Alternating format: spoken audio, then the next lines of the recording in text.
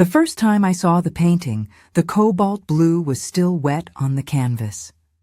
The next time I saw it, 30 years later, it was hanging in a gallery and a young man was standing beside me, patiently explaining what the artist, me, had been trying to say. The doors slid open with a quiet rush of cool air. The museum smelled the way all museums do, lemon floor polish, old dust, and the dry, papery scent of climate control. The floors were white marble, polished so bright they reflected the high, rectangular lights on the ceiling. My shoes, sensible and soft-soled, made no sound on the stone. A young woman at the front desk glanced at me, then looked right back down at her computer screen. I was just another old woman in a beige coat, here for the senior discount on a Tuesday. I paid for my ticket, the cashier handing me the small metal pin without making eye contact. I pressed it onto my lapel. It had been 30 years. My hip ached as I walked toward the first gallery. 30 years since I had last seen it in person. It had been sold at auction, vanished into a private vault in Switzerland, and was now here, on loan, for the new exhibition. Masters of Dissent, the banner outside had called it. I always found that title a little dramatic. I passed through the Impressionist wing first. The colors were familiar, comfortable. A room full of polite landscapes and bowls of fruit. I saw a group of schoolchildren sitting on the floor, sketching in notepads. They were quiet, respectful. Their teacher whispered to them about light and shadow. I moved on, past the abstract sculptures. Strange, twisted metal that always made me think of car accidents. People stood before them, chins in hand, looking thoughtful. I wondered what they were really thinking about. Probably their laundry, or what to have for dinner. The ache in my hip was stronger now.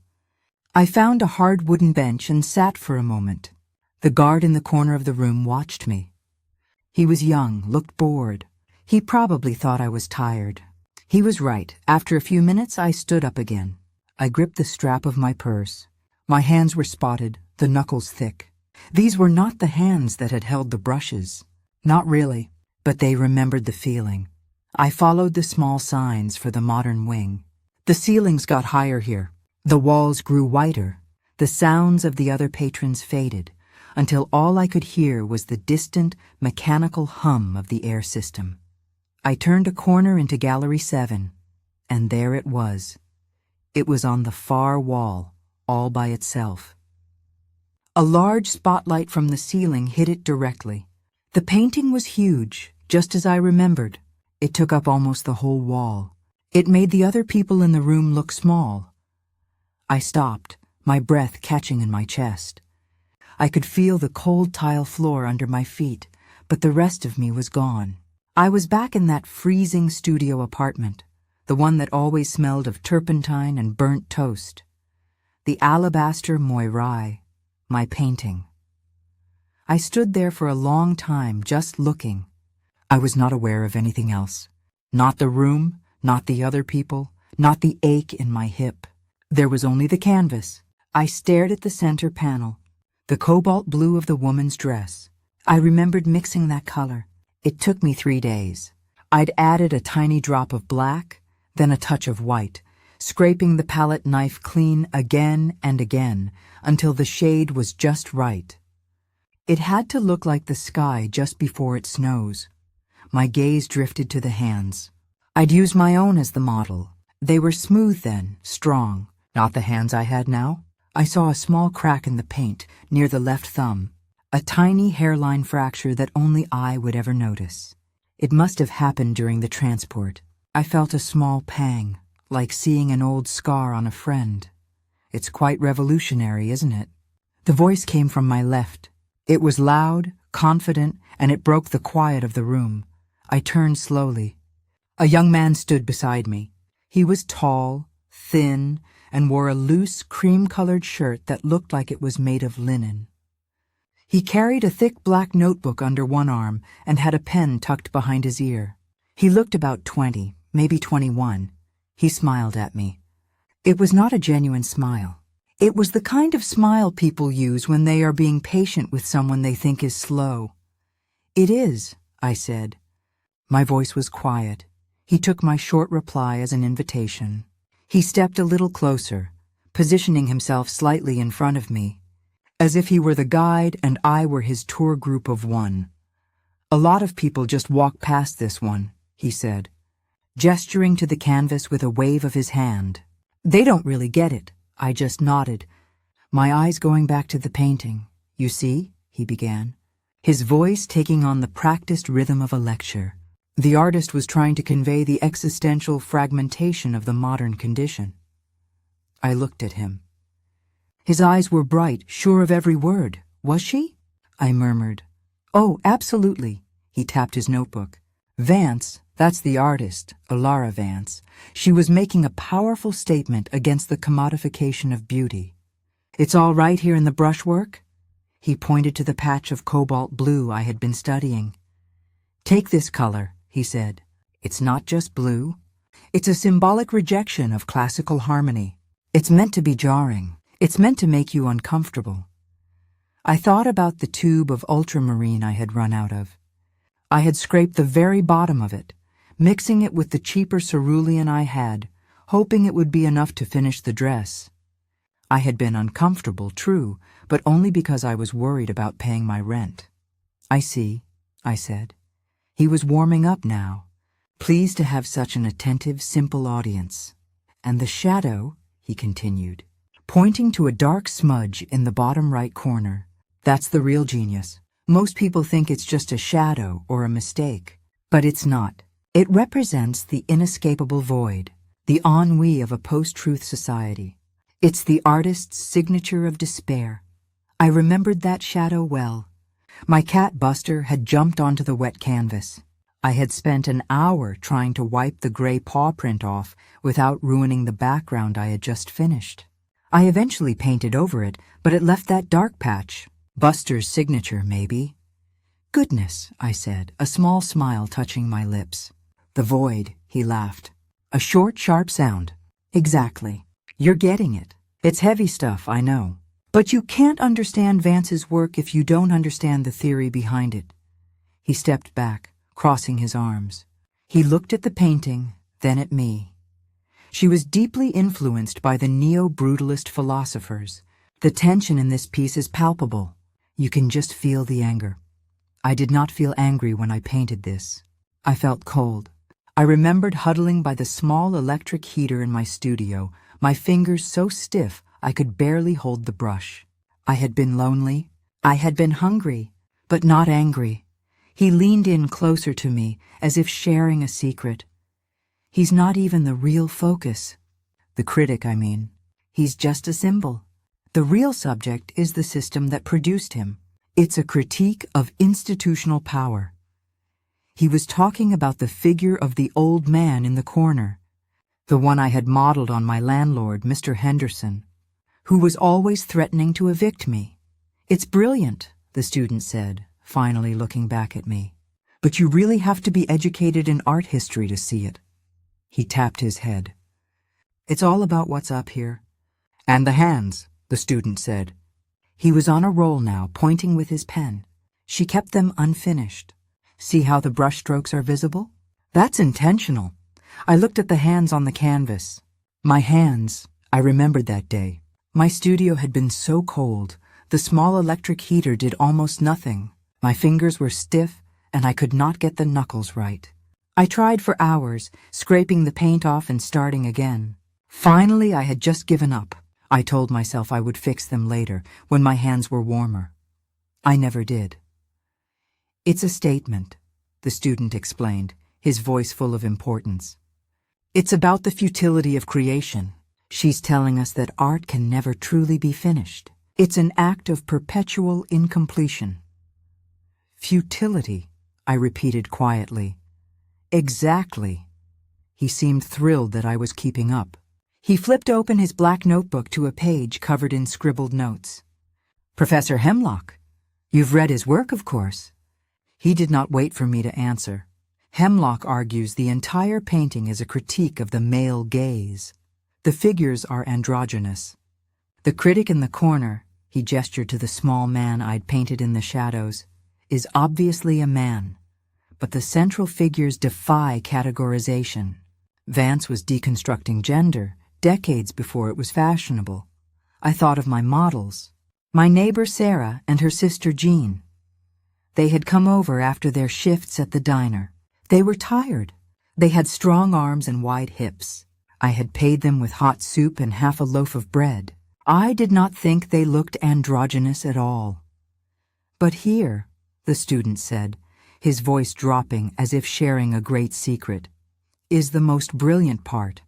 The critic, it's not just a man. It's a self-portrait, I blinked. A self-portrait? Yes, he tapped the notebook. Vance was painting herself as the male critic, consuming her own art. It's a complex postmodern commentary on the artist's own complicity in the system. It's just incredible. He smiled, very proud of himself. A self-portrait. I looked at the small, bald-headed man in the corner, the one with the sour face. The one I had modeled on my old landlord, Mr. Henderson, right after he'd threatened to evict me for being late with the rent. I had to press my lips together to stop from smiling. It's a lot to take in, I know, the student said, misreading my expression. He thought I was overwhelmed by the concept. Don't worry. It took me a full semester to really grasp all the layers. He was about to say more. He still had his pen raised, ready to point to another part of the canvas. That is when we heard the sound. Squeak, tap, squeak, tap. It was the sound of rubber-soled dress shoes on the polished marble. Someone was walking very fast, too fast. The sound was wrong for this quiet place. It was anxious. A young couple standing near the gallery entrance looked up, annoyed by the noise. The student sighed. They let anyone in here, he muttered. He turned his head, ready to be annoyed at whoever was breaking the mood. I turned too. A man in a dark blue suit was almost jogging into the room. He had a museum ID card on a blue lanyard, and it swung back and forth across his chest. His face was red. He looked like he had just run up a long flight of stairs. He did not look at the art. His eyes scanned the room, 1, 2, 3 times. He looked past the young couple. He looked past the student. Then his eyes found me. He stopped. He just stood there for a long second, about 20 feet away, breathing hard. He stared at my face, then at my old beige coat, then back to my face. His expression was one of complete disbelief. The student, seeing the man staring at me, stepped forward. He put on his authoritative voice again. "Sir, can we help you? You're disturbing the—" The man in the suit ignored him. He started walking again, slowly this time. He never took his eyes off me. He walked right past the student. He acted as if the boy was not even there. The student's voice just stopped. He was left standing to the side, his mouth open. The man stopped about 5 feet in front of me. He was tall, maybe in his late 40s. He looked important. He also looked very, very nervous. "Ma'am," he said. His voice was unsteady. The student, now completely confused, looked at me, then at the man. What's going on?" he asked. The man in the suit did not look at him. He kept his eyes on me. He swallowed, and I could see his throat move. "Ma'am," he said again, his voice almost a whisper. "Forgive me. This is a strange question." He paused, as if he could not get the words out. "Are you Ilara Vance?" The student's head snapped around. His face, which had been so full of smug certainty, went blank. He looked from the curator's anxious expression back to my own. "What?" the student said. His voice was small. The curator, Dr. Davies, kept his eyes locked on me. He was waiting. The entire gallery, with its high white walls, seemed to be holding its breath. The air system hummed. I gave the curator a small, polite nod. "Yes," I said. "I am." Dr. Davies closed his eyes for a short second. It was a movement of profound relief, as if he had just been told he'd avoided a terrible accident. Miss Vance, he said, and his voice was shaky. He took a step closer. I'm Dr. Davies, the chief curator. He held out a hand, then, realizing it was unprofessional, pulled it back. I am so deeply sorry. We had no idea you were visiting. We would have arranged a private tour. Our apologies for the disturbance. He gave the student a quick, cold look. It was a look that dismissed him entirely. The student took an involuntary step back. No, he whispered. His eyes darted to the small brass plaque next to the painting. He read the name, Ilara Vance. He looked at me, an old woman in a beige coat with spotted hands. He looked at the curator, a man in an expensive suit who was now wringing his own hands. That's not... The student stammered. She's not... Ilara Vance is... She's from the books. Dr. Davies ignored him. He was already fumbling inside his suit jacket. Ma'am, I am so sorry to impose. This is highly irregular, but... He pulled out 2 items. One was a thick, glossy print of the alabaster moirai, rolled up like a scroll. The other was a thin, black archival pen. The staff, Dr. Davies said, his face flushed. We never dreamed. We never, ever dreamed the artist herself would visit. Could you possibly sign the museum's print? I smiled. It was a small, kind smile. I would be honored, Dr. Davies. I took the pen from his hand. The student made a sound. It was a small, high-pitched gasp, like he'd been punched in the stomach. Dr. Davies quickly moved to a nearby wooden bench. He unrolled the print, his hands trembling, and smoothed it flat on the hard wood. I stepped over to it. The student was frozen, watching me. His own pen was still clutched in his hand. His black notebook, full of theories about my complicity and self-portraits, was still tucked under his arm. I leaned over the print. My hand was steady. I thought about the cold studio. I thought about Buster the cat. I thought about Mr. Henderson and his sour face. I pressed the pen to the paper. The tip made a small, certain scratching sound in the quiet room. I wrote my name the same way I always had, Ilara Vance, but the void, the student whispered. He was not talking to me or to the curator. He was talking to the painting, the neo-brutalist, the futility. I finished the signature and straightened up. My hip gave a small twinge. I handed the pen back to Dr. Davies. He took it as if it were a holy object. He stared at the print, his eyes wide. Thank you, he breathed. Thank you, Miss Vance. This means more than you can know. It's no trouble at all, I said. The student's face was no longer pale. It was a deep, painful red. He looked at his notes. He looked at me signing the print. He looked at the curator, who was carefully, lovingly, rolling the print back up.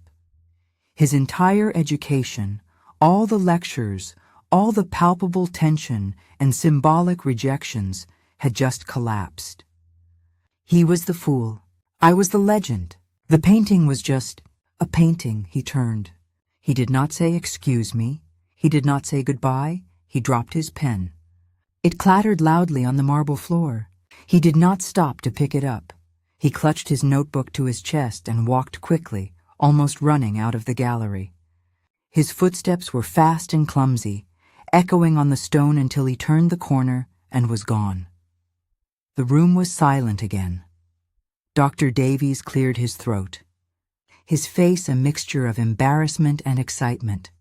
Miss Vance, he said, holding the rolled-up print. I must ask, how long were you standing here? Listening to that? I looked at the spot where the student had been, then back at my painting. Long enough, I said, to learn that the shadow in the corner is a self-portrait. Dr. Davies's face fell. Oh no, Miss Vance, please. Let me get you away from this. We have a private lounge, or would you like to see the archives? We have some of your early sketches. From the acquisition, perhaps you could tell us about them? Dr. Davies gestured toward a discreet door in the corner of the gallery. It was painted the same white as the walls, and I hadn't even noticed it. Please, Miss Vance, right this way. We can get away from the public. He was still visibly flustered, the rolled-up print held tightly in one hand. He swiped a keycard, and the lock clicked open with a sharp electronic thud. The space behind the door was completely different. The high ceilings and soft gallery light vanished. We were in a narrow, windowless hallway. Fluorescent tubes hummed overhead, casting a flat, bright light. The air was much colder here, and the smell of lemon polish was gone. Instead, it smelled dry and dusty, the scent of old paper and cardboard. We walked down the hall, our footsteps echoing on the plain gray tile. Dr. Davies was silent for a moment, clearly still embarrassed by what had happened. "Dr. Davies," I said. My voice sounded loud in the narrow space. He jumped slightly. "Yes, Miss Vance?" "That young man," I said. "He meant no harm. He was just enthusiastic." Dr. Davies shook his head, his face tightening. "He was an arrogant boy, Miss Vance, and he was wrong." I recognized him. He's one of Professor Hemlock's disciples. Hemlock has built an entire career on that self-portrait theory of yours. I just smiled to myself. We reached a heavy metal door at the end of the hall.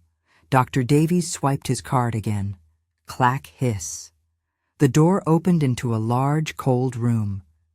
It was filled with rows and rows of tall, gray metal shelves. The shelves were packed with flat white boxes, portfolios, and wooden crates. The air system was much louder here, a constant low roar of circulating air. "This is our acquisitions archive," Dr. Davies explained. His voice was more confident now, back in his own territory. "The sketches that came with the painting. They're right over here." He led me to a large, flat metal table in the center of the room. He went to a specific shelf, checked a label, and carefully pulled out a wide, thin portfolio. It was made of black archival board and tied shut with white cloth tapes. He placed it on the table and with great care untied the tapes. His movements were slow and respectful. He opened the cover. There they were, my old sketches. Charcoal on newsprint, most of it yellowed and brittle at the edges. I hadn't seen them since the sale. I'd sold them along with the painting for an extra $200.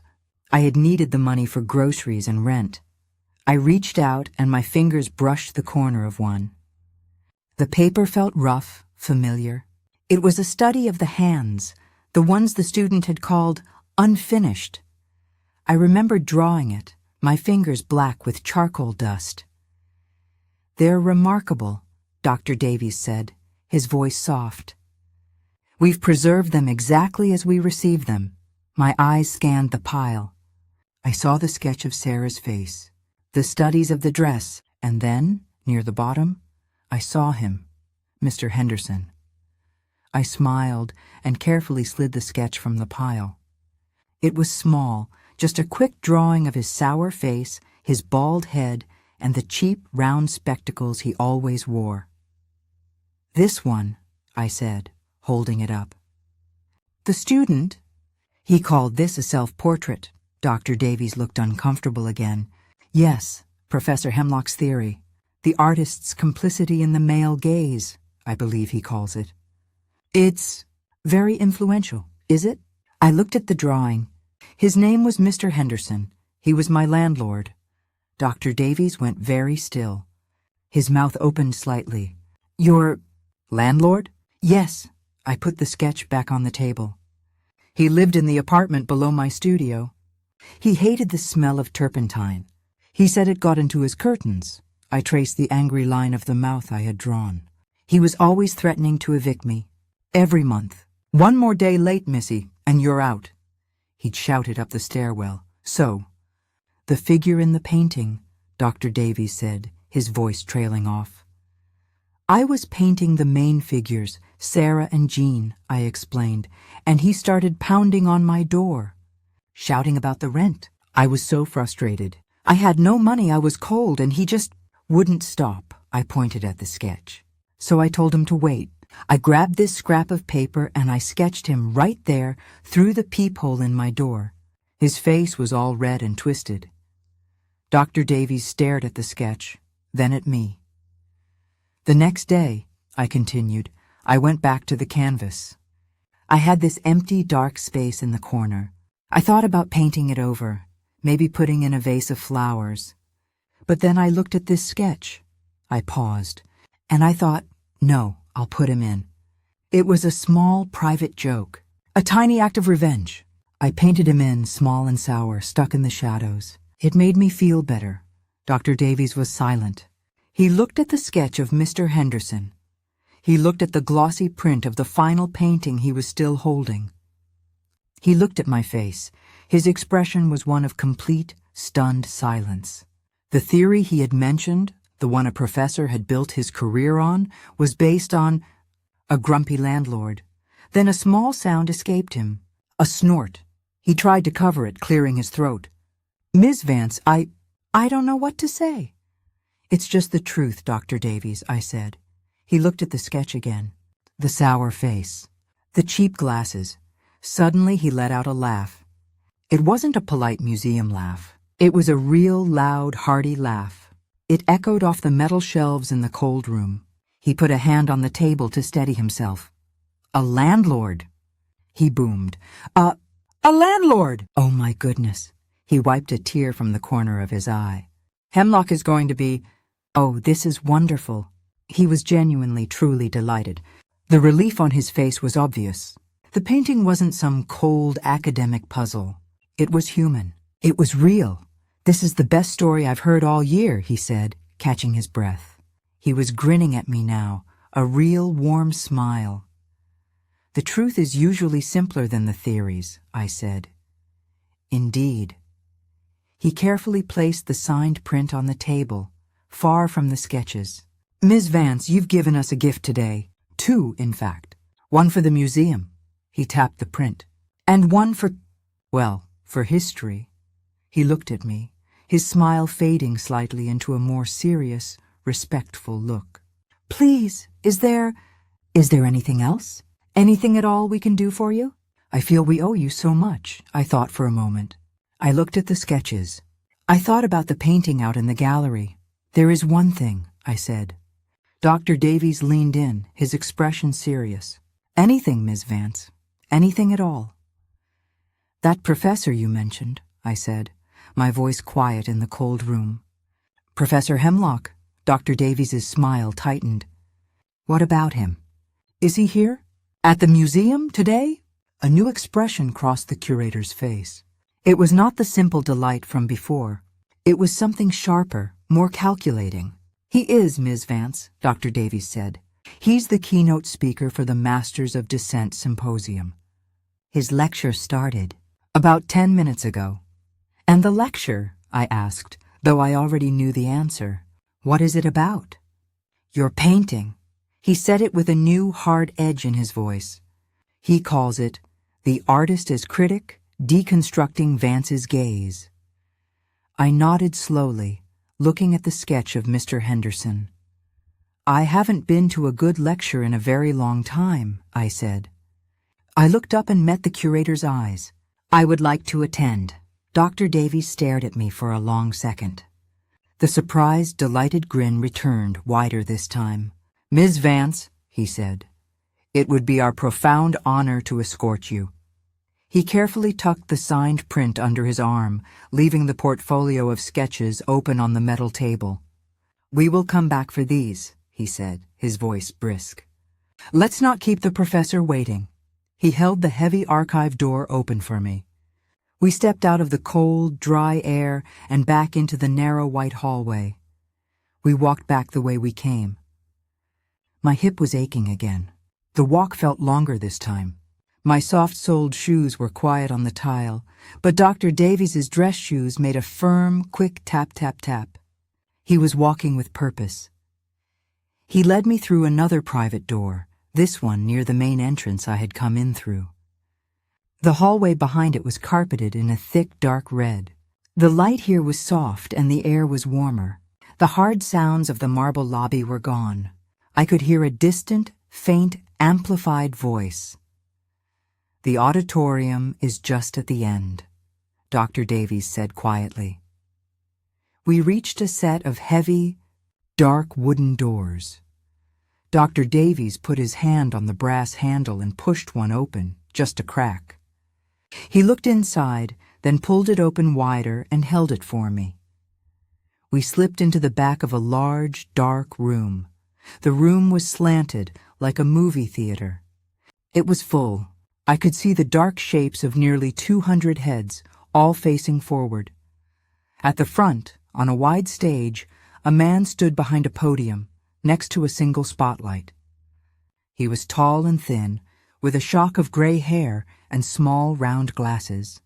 He wore a tweed jacket. Behind him, projected on a massive screen, was the alabaster moirai. It was 20 feet high. The man, Professor Hemlock, was pointing at the screen with a red laser. And so we see, Professor Hemlock's amplified voice boomed through the room, Vance's deliberate, painful act of self-critique. By painting herself as the male oppressor, as the critic, she is performing the ultimate artistic sacrifice. Dr. Davies led me to an empty seat in the back row. I sat down, the plush velvet cushion sighing under my weight. On stage, Professor Hemlock pointed the laser at the dark patch in the corner. The shadow, as laymen might call it, is not a shadow at all. It is a void. It is the signature of her despair, her futility, the futility of creation itself in a patriarchal system. My eyes adjusted to the dim light. I scanned the audience. There, in the very front row, I could see the back of his head. The young man from the gallery. He was looking up at Professor Hemlock, his face illuminated by the light from the stage. He looked worshipful. He was nodding, scribbling furiously in his black notebook. He had no idea we were here. Dr. Davies leaned close to me. His voice was a whisper in my ear. Are you quite all right, Miss Vance?" "I'm fine," I whispered back. On stage, Professor Hemlock was building to his grand point. He pointed the laser right at the face of Mr. Henderson. "This," he declared, his voice rising with passion, "is the key. This self-portrait, this brave admission of her own complicity in the system that she despises. This is the thesis of the entire work." The audience was silent, listening intently. I looked at Dr. Davies. I gave him a small, firm nod. He nodded back. He stood up from his seat. He walked quietly but quickly down the carpeted side aisle. He went toward a small desk in the corner where a young museum staffer sat. Monitoring the presentation, Professor Hemlock continued, "She is telling us in no uncertain terms that the artist is—" Dr. Davies leaned over and spoke to the staffer. The staffer's head snapped up. His eyes went wide, looking at Dr. Davies, and then he looked back. At me. On stage, Hemlock was about to make another point. "The brilliance of this," he said, "is that she—" Click, A loud electronic click, and the entire room was filled with bright yellow light. The main ceiling lights were on. The audience gasped. People groaned, squinting and shielding their eyes. The massive projection of my painting looked washed out, pale. On stage, Professor Hemlock froze. He held his hand up, blinded. What is this?" he shouted into the microphone. "Turn those lights off. Immediately!" "Who did that?" The student in the front row looked up, his face a mask of confusion and anger. His notebook slipped from his lap and fell to the floor. Dr. Davies was already walking back up the aisle. He stopped next to my row. He turned and faced the stage. "Professor Hemlock," Dr. Davies called out. His voice was clear and strong. It did not need a microphone. "My sincere apologies for the interruption." Professor Hemlock squinted into the bright auditorium. "Dr. Davies, what is the meaning of this? I am in the middle of my keynote." His voice boomed, annoyed and self-important. The audience murmured. People were twisting in their seats, looking at Dr. Davies, who was standing in the aisle. And then back at the stage, "Professor," Dr. Davies called out, his voice perfectly calm and carrying through the large room. "My apologies for the interruption. We have an unexpected, a truly miraculous addition to the symposium. Addition? Hemlock snapped. I was not informed. Please, turn off the lights. Ladies and gentlemen, Dr. Davies continued, ignoring the professor, we are joined this afternoon by a guest of unparalleled importance. An artist whose work we have just been discussing. The murmuring in the crowd grew louder. I saw the student in the front row. He was looking around, confused. Dr. Davies turned. He looked right at me, still sitting in the back row. He gestured not to the stage, but to the aisle. Allow me to introduce the artist herself, Ms. Elara Vance. I stood up. A deep, total silence fell over the room. Professor Hemlock froze. His hand, holding the laser pointer, just hung in the air. He stared at me. I began to walk. I stepped out of the row and into the carpeted aisle. I walked slowly. My hip was sore. The only sound was the soft thud of my own sensible shoes on the floor. 200 faces turned, watching me as I made my way down the aisle. I saw confusion. I saw disbelief. I passed the front row. I looked at the student. His face was colorless, a pale, sickly white. His eyes were wide, staring at me. His black notebook had slipped from his lap and was lying open on the floor. He looked like he was going to be sick. I reached the low stage. Dr. Davies stepped forward and offered me his hand. I took it, and he helped me up the 2 steps. He led me to the podium. Professor Hemlock had not moved. He looked at me as if I were a ghost. This is, he stammered. Ms. Vance? Elara Vance, this is impossible. You don't make public appearances. I usually don't, I said. My voice was quiet. Dr. Davies pushed the microphone toward me. I took it from its stand. My hand was steady. I looked at Professor Hemlock. Then I looked out at the audience, at all the people squinting at me in the bright light. Professor, I said, and my voice came out clear and strong over the speakers.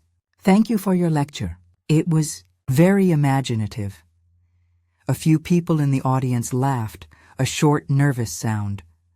I was just in the archives, I continued. I was looking at my old sketches, the ones from this painting.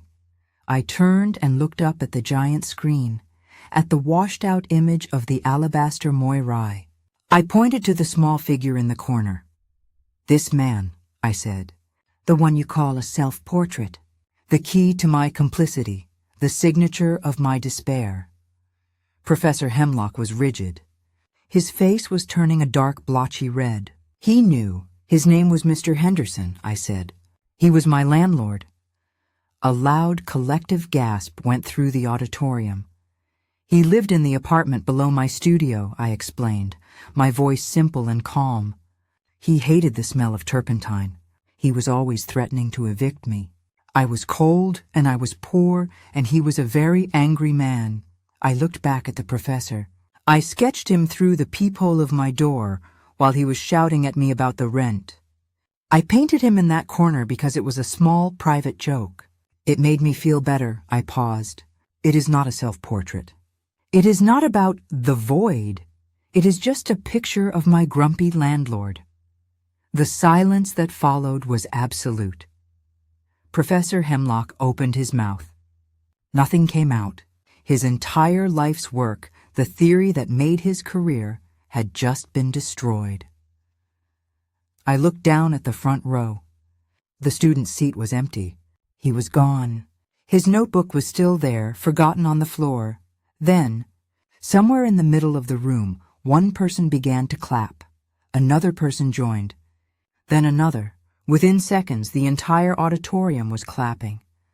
It was not polite applause. It was loud, warm, and real. People were standing up. They were not looking at Professor Hemlock. They were looking at me. Dr. Davies was beside me, clapping, a huge grin on his face. I looked out at the crowd. 200 strangers, all standing, all clapping for me. I looked at the giant image of my painting, the cobalt dress, the unfinished hands, the angry little man in the corner. I put the microphone back in its stand. My hip still ached, but as I stood there under the bright sudden lights, I did not feel old. I did not feel hidden. I just felt like myself.